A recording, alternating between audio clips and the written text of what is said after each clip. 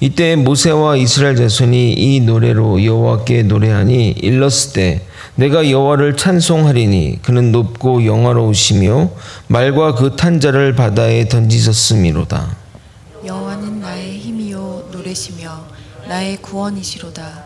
그는 나의 하나님이시니 내가 그를 찬송할 것이요 내 아버지의 하나님이시니 내가 그를 높이리로다. 여호와는 용사시니 여호와는 그의 이름이시로다. 그가 바로의 병거와 그의 군대를 바다에 던지시니 최고의 지휘관들이 홍해에 잠겼고 깊은 물이 그들을 덮으니 그들이 돌처럼 깊음 속에 가라앉았도다. 여호와여 주의 오른손에 권능으로 영광을 나타내시니이다. 여호와여 주의 오른손이 원수를 부수시니이다. 주께서 주의 큰 위엄으로 주를 거스리는 자를 엎으시니이다. 주께서 진노를 바라시니 그 진노가 그들을 지푸라기같이 사르니이다.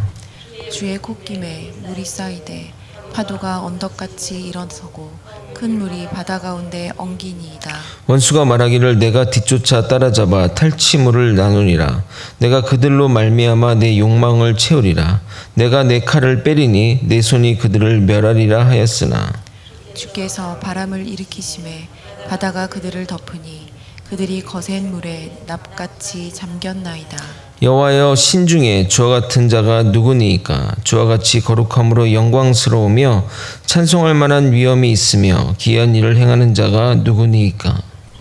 주께서 오른손을 드신즉 땅이 그들을 삼켰나이다. 주의 인자하심으로 주께서 구속하신 백성을 인도하시되 주의 힘으로 그들을 주의 거룩한 처소에 들어가게 하시나이다. 여러 나라가 듣고 떨며 블레셋 주민이 두려움에 잡히며 에돔 두령들이 놀라고 모압 영웅이 떨림에 잡히며 가나안 주민이 다 낙담하나이다.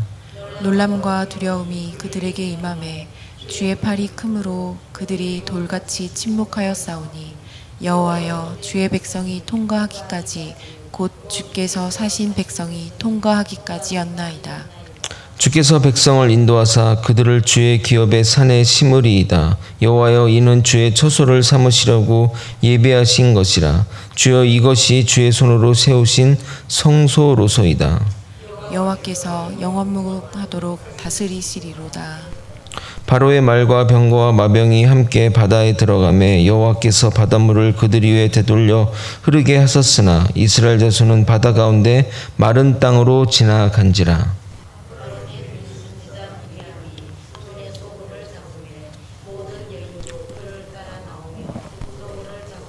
함께 읽겠습니다. 미리암이 그들에게 화답하여 이르되 너희는 여호와를 찬송하라. 그는 높고 영화로우시며 말과 그 탄자를 바다에 던지셨음이로다. 아멘. 오늘부터 출애굽기 강해를 시작하도록 하겠습니다. 출애굽기 강해라 하니까 1절부터 시작해야 되는 게 맞는데 출애굽기 15장으로 하는 이유는 매일 성경 본문에 따르기 때문입니다. 몇 달 전에 성경 본문이 출애굽기 1장부터 하다가 그냥 제 생각에는 한 본문으로 너무 막 오래 하다 보면 지치고 막 그래서 이렇게 하다가 중간에 조금 또 다른 본문 갔다가 이렇게 하는 것 같습니다. 이제 저희가 매일 성경 본문으로 계속 할 예정이니 이렇게 뭐 중간에 탁 들어오는 경우가 이제는 없을 것 같습니다. 오늘의 본문의 구조를 좀 설명하고 시 문학의 특징과 더불어 우리가 경계해야 할 자유주의 신학에 대해 이야기 나눠보도록 하겠습니다. 오늘 본문의 구조를 먼저 설명을 드리면 이 15장은 모세와 이스라엘 사람들이 부른 노래이며 또 그 운문체 시적인 표현으로 되어 있는데 지금으로 보면 대중가요라 할 수 있습니다. 그 당시 이 노래가 어떤 식으로 불리어졌는지는 알 수 없지만 아마도 중세 때 불리어진 그레고리안 찬트처럼 부르지 않았을까 생각이 됩니다.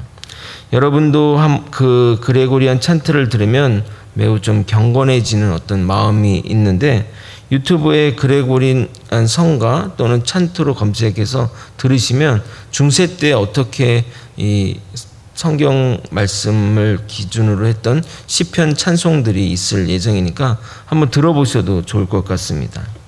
먼저 오늘 읽은 본문의 구조를 설명하면 1절부터 18절까지는 모세와 이스라엘 자손이 부른 노래이고요. 19절과 20절은 상황을 설명하는 산문체로 되어 있고 21절은 미리암이 부른 노래의 운문입니다. 당시에는 리더가 이렇게 선창해서 또 이렇게 부르면 백성들이 같은 노래로 후창을 했다고 합니다. 우리나라도 아리랑을 부를 때 선창이 부르면 후창이 이어서 부르는 것처럼 이스라엘 노래도 그래 했던 것 같습니다. 그런데 15장 1절과 21절은 동일한 본문을 기록하고 있는데 학자들은 어떻게 얘기하냐면 아마도 미리암도 1절만 한 게 아니라 똑같이 그 모세와 이스라엘 자손들이 했던 노래를 똑같이 반복했는데 그냥 미리암 본문은 1절만 그 한 절, 그 앞절만 기록한 것이라고 합니다. 21절을 읽어보겠습니다. 미리암이 그들에게 화답하여 이르되 너희는 여호와를 찬송하라. 그는 높고 영화로우시며 말과 그 탄자를 바다에 던지셨음이로다 하였더라. 1절의 내용이 똑같은 내용이 담겨 있습니다.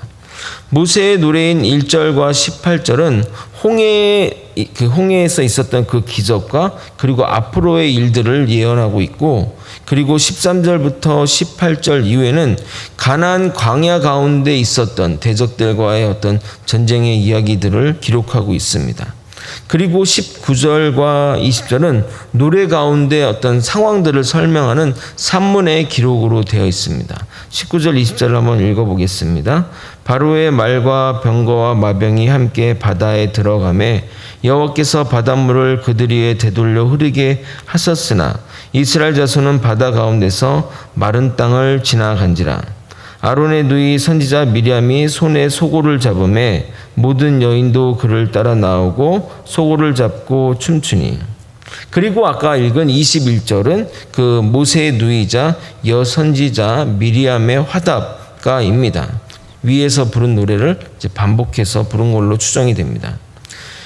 이 노래의 전반적인 주제는 여호와 하나님만이 나의 구원자 되시며 힘과 노래이시므로 내가 여호와를 찬송하시겠다는 그 첫 번째 주제와 이와 같은 일들, 홍해와 같은 일들을 누가 하실 수 있냐며 주와 같은 분이 없다고 주를 찬송하는 내용을 담고 있습니다.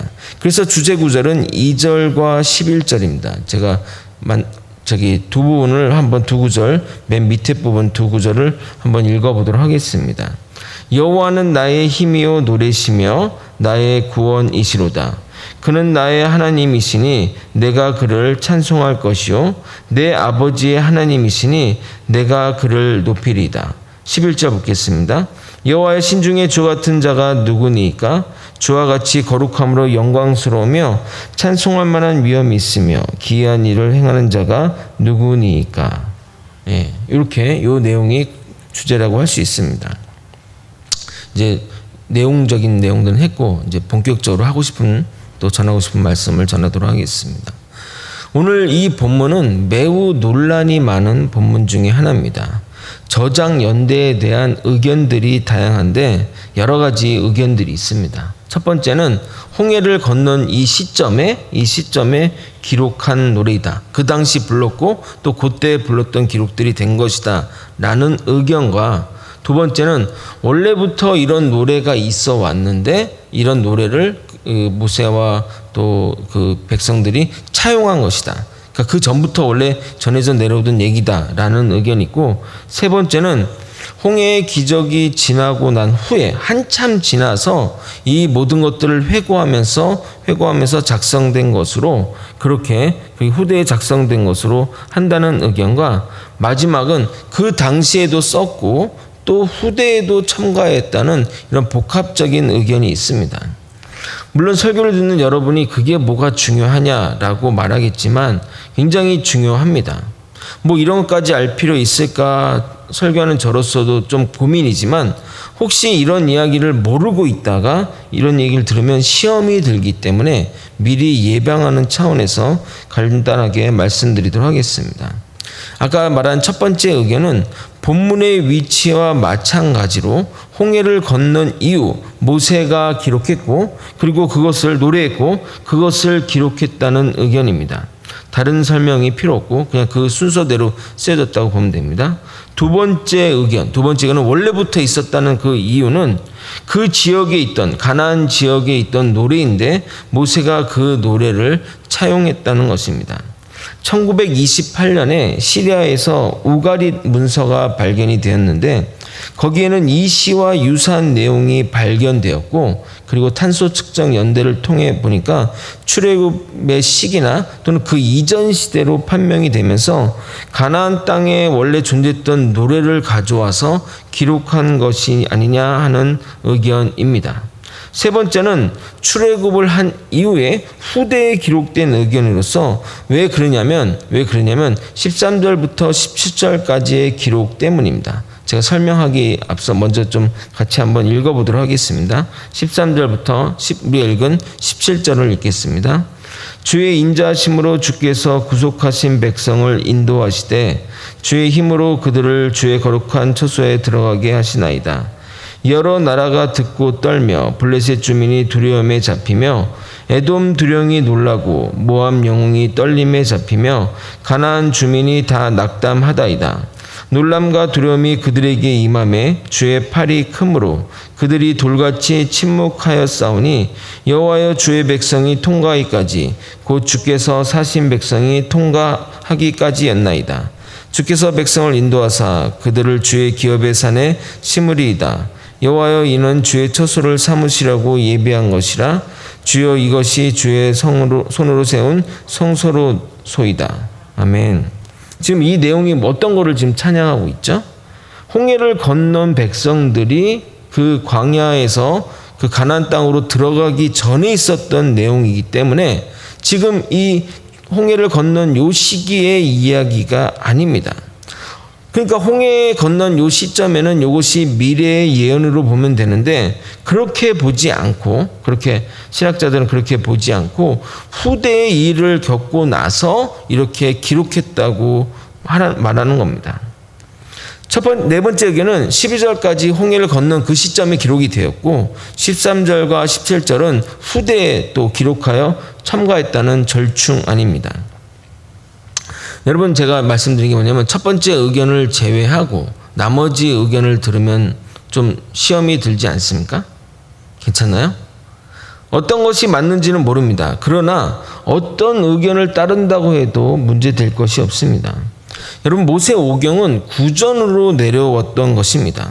구전으로 내려오다가 가나안 정착 이후에 성경이 기록된 건데 그 성경이 기록된 것으로 모든 학자는 인정합니다. 광야 시절이나 전쟁의 이 시기에는 기록으로 남기지 않고 또 보관하기에는 상황이 여의치 않았습니다. 지금같이 무슨 US 메모리나 이런 녹음기가 있던 시절이 아니라 그 출애굽 그 시기에는 어떻게 기록했냐면 돌판에다가 기록을 했습니다. 그리고 나중에 또 발전해서 가죽에다 하게 되고 그다음 그 이후엔 또 파피루스 이런 종이로 이어졌는데 모세가 이 기록들을 다 돌판에 새기고 들고 다녔다면 어떻게 됐을 겁니까? 이 돌판만 들고 다니는 그 부대가 있지 않았겠습니까?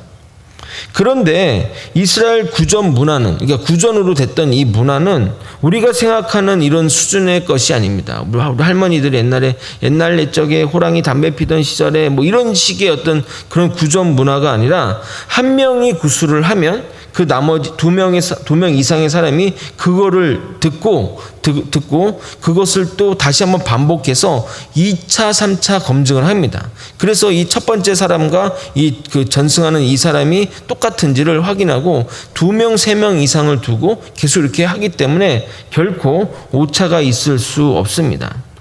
유대 문서 대부분이 구전으로 전해져 내려오다가 그 구전만 기록이 있는 줄 알았는데 후대 이 기록한 문서를 발견하게 되었어요. 그럼 무슨 생각이 들겠죠? 지금 이 구전으로 내려온 것과 이 기록이 맞나 확인하려고 체크를 해봤는데 거의 한두 단어 정도만 틀리고 거의 일치했다고 합니다. 그러니까 그 당 이스라엘 사람들의 구전 문화를 문제 삼을 거는 못 됩니다. 학자들은 이 모세 오경을 사무엘이 기록한 것으로 추정하는데, 그냥 그 구전을 기록한 것으로 추정하는데, 그 기록하는 과정에서 약간의 편집이 되었을 것으로 추정이 됩니다. 왜냐하면 시와 노래는 우리가 계속 그 구전으로 나오는 말이랑처럼 시와 노래는 본문에 대한 구전과 달리 따로 전해져 내려왔기 때문에 적절한 곳에 어디를 넣을까 했때 요 시점, 홍해를 건넌 시점과 가나안 땅을 정복하는 요 시점에 가장 적절하기에 이곳에 넣은 것으로 생각이 됩니다. 또한 그 우가리 돌판과 내용과 중복에 대한 문제는 성경에도 보게 되면 그 여호수아가 가나안 땅을 정복할 때 여리고 사람들이 그 이야기를 들었다고 얘기하지 않습니까? 하나님이 홍해를 건넜던 얘기를 그 사람들도 들었던 것처럼 시리아에도 전해졌고, 또한 그런 자신들의 어떤 신화에 차용하여 돌판에 새겼을 수도 있습니다. 또한 그런 내용들, 좀 일치할 수 있는 내용들이 그렇게 좀 특별한 거는 아니기 때문에 그게 크게 문제될 것은 없습니다. 그 우가린 문서 내용 자체가 신들끼리 내가 싸움을 잘하냐 안 싸움을 잘하냐 이런 좀 약간 만화적인 내용으로 구성이 되어 있는데, 비슷한 내용을 성경이 가져왔다고 말을 하면 그 글의 분위기가 같아야 하는데 거의 만화 수준의 어떤 이야기를 가져왔다는 것은 글의 수준상 맞지가 않습니다. 이 보게 되면 이게 무슨 만화적인 내용이 담긴 게 아니라 그냥 그 사실들을 기록한 것이기 때문에 오히려 그들이 이 내용을 차용했다고 보는 것이 맞습니다. 제가 새벽부터 여러분에게 조금 어려운 이야기를 해서 죄송한데, 우리가 이단 사이비도 좀 경계해야 되지만 자유주의 신학자들의 하는 이야기들도 주의해서 들어야 됩니다. 우리가 신학자라고 하면 신학을 연구하시는 분이니까 굉장히 신앙이 있으신 분이라고 생각할 수 있지만 그렇지 않습니다. 신학을 가지고, 그러니까 성경을 가지고 연구하고 공부한 사람인 거지 신학 박사라고 해서 그만큼 신앙이 또 높다고 좋다고 생각해서는 절대 안 됩니다. 안타까운 것은 외국의 신학교의 그런 분위기들이 다 이런 식으로 흘러가서 어떤 그 신입생이 오면은 이제 교수님이 이렇게 물어본다고 합니다. 이 성경은 누가 쓴 책이죠? 하면 여러분 뭐라 대답해요? 하나님이 쓰신 책입니다 라고 하잖아요. 그럼 교수나 학생들이 웃는다고 합니다. 당신 한국에서 왔습니까? 이렇게 물어볼 정도로 그렇게 얘기를 한다고 합니다. 유럽의 기독교가 몰락한 이유가 바로 이런 이유 때입니다.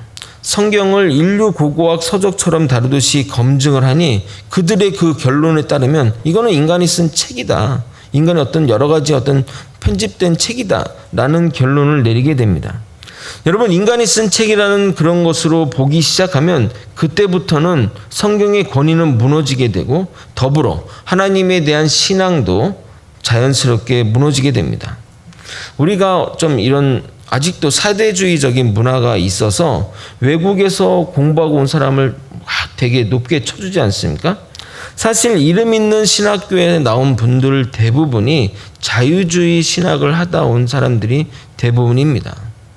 그래서 5년, 6년, 7년 그렇게 공부하다 오면 자연스럽게 그런 것이 쇠뇌가 되어서 설교 가운데나 여러 가지 가운데 자연스럽게 그런 것들이 나타나게 됩니다. 물론 미국에도 복음주의적인 신학교가 있습니다. 그러나 소수에 불과하고 대부분 자유주의 신학 분위기 가운데 공부를 하니 염려스러운 부분이 많습니다. 우리 교단이 속한 대한예수교 장로회 합동측, 그리고 합동측의 신학교는 총신대학교인데, 제가 나온 학교에서 얘기하는 게 아니라 개혁주의 신학을 추구하는 보수주의 전통 신학을 합니다. 여기서 이 개혁이란 뜻은 지금의 것을 개혁하자 그런 그 개혁이 아니라 종교개혁 때 그 종교개혁의 신앙을 모태로 신학을 추구함으로써 매우 보수적인 신학을 추구하니 여러분이 걱정 안 하셔도 됩니다. 갑자기 학교 이야기를 해서 조금 당황스럽겠지만 교회라고 다 같은 교회가 아니고 신학교라고 해서 다 같은 신학교가 아니기 때문입니다. 성경을 해석하는 도구가 신학인데 신학이 잘못되면 같은 성경 본문도 다르게 해석이 가능하므로 쉽게 생각할 문제가 아닙니다. 마치 선글라스를 끼면 다 어떻게 보이죠? 어둡게 보이잖아요. 까맣게 보이잖아요. 그것처럼 성경을 보는 신학의 안경이 매우 중요하다는 겁니다. 말씀을 정리하겠습니다. 성경은 하나님의 영감으로 쓰여진 책입니다. 우리가 이해할 수 있는 방식이 아니라 우리가 상상할 수 없는 방식으로 성경은 기록되어 있습니다. 이사야서 55장 8절 9절은 이렇게 얘기합니다. 이는 내 생각이 너희의 생각과 다르며 내 길은 너희의 길과 다름이니라. 여호와의 말씀이니라.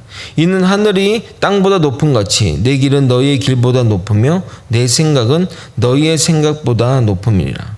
그러므로 인간의 어떤 얕은 지식과 이해로 성경을 이해하려 하니 결국 아는 만큼 이해한다고 자기 수준의 해석만 나오는 겁니다. 그러나 우리는 이 일을 통해 분명한 교훈을 얻습니다. 성경의 권위가 훼손이 되면 신앙도 훼손이 된다는 사실입니다. 우리는 성경의 권위를 훼손하는 어떠한 지혜와 지식에도 저항해야 합니다. 성경은 하나님의 책입니다. 1.1획도 허투루 쓰여지지 않았습니다.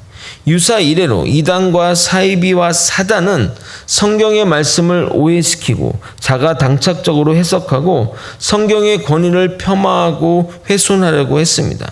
그러나 말씀의 오염은 신앙의 무너짐으로 나아가게 됩니다. 우리가 이 부분을 위해 싸워야 하는 겁니다. 그러기 위해 말씀을 제대로 배울 필요가 있는 것입니다. 그러니 잘 배웁시다. 그리고 그 배운 말씀이 여러분의 것이 되려면 어떻게 되는 줄 아십니까? 그 말씀에 순종해야 됩니다. 그럴 때 그 말씀이 우리의 것이 되는 겁니다.